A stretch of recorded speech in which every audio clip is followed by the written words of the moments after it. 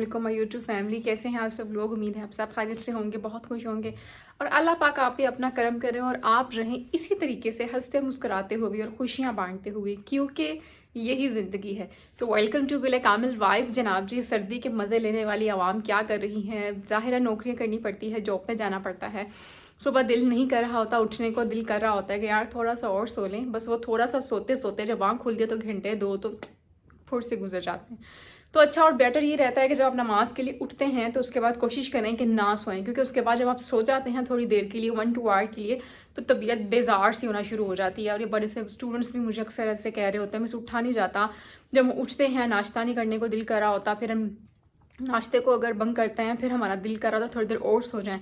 सोते हैं तो फिर ऑफिस से लेट हो जाती है या अपने काम से लेट हो जाती है, लेक्चर लेट हो जाता है यूनिवर्सिटी का, वट जो भी जिसकी इश्यूज़ हैं वो सब हो जाते हैं जी ख़राब।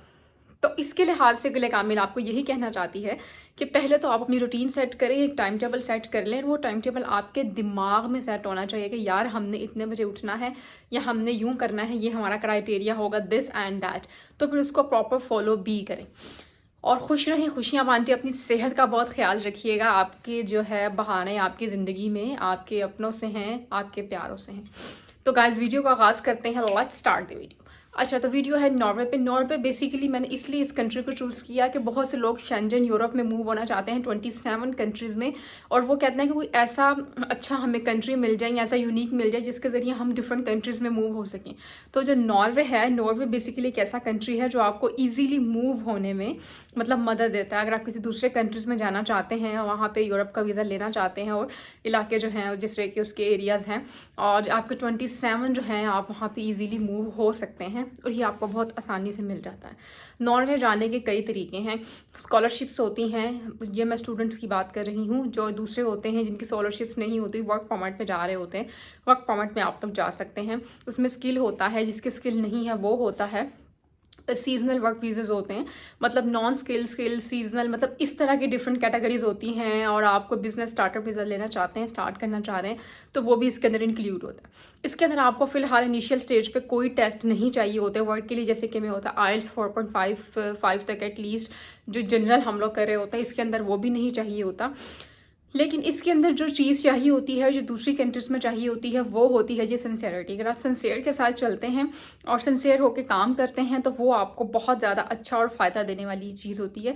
अगर आप यहाँ से किसी की सीजनल वीज़े पे जाते हैं, जो सम टाइम होता है 7 to 9 मंथ्स का होता है, बाद में आप उसको किसी और में कन्वर्ट करवा लें, एक्सटेंड करवाना है, किसी जगह और मूव होना है, तो आप हो सकते हैं। लेकिन इनिशियल स्टेज पर कोई भी ऐसा काम करने की लोड़ नहीं हैगी कि तानों थे स्यापे पैं। पहले तो आपके लिए अच्छा, अगर आपके पास बैंक स्टेटमेंट अच्छी मेंटेन आप कर सकते हैं, बहुत ज़्यादा अच्छी भी नहीं, चलो 7-8 लाख तक लगा लेते हैं, आपके पास है, तो आपको लिए बेस्ट कंट्री है नॉर्वे। यहाँ से आगे जाने के रास्ते भी बहुत हैं। और ये जिसकी सब कैटेगरीज होती हैं, इसमें ऐसे लोग जिनकी के स्किल नहीं है, जो कि स्किल के बगैर जा रहे हैं और वहाँ पे काम कर रहे हैं और अपनी आमदनी में इजाफा कर रहे हैं, मतलब नॉन स्किल वीज़ा, जिनके पास कोई आइल्स भी नहीं है, वो भी आपका तकरीबन 6-7 हज़ार पर आवर कमा सकते हैं। मतलब ये हम लोग सिर्फ कह सकते हैं कि पाकिस्तान से ज़्यादा जो बाहर की कंट्रीज़ हैं वहाँ पे हम इजीली कमा सकते हैं और वो हमारे रोज़गार में इजाफा कर सकता है।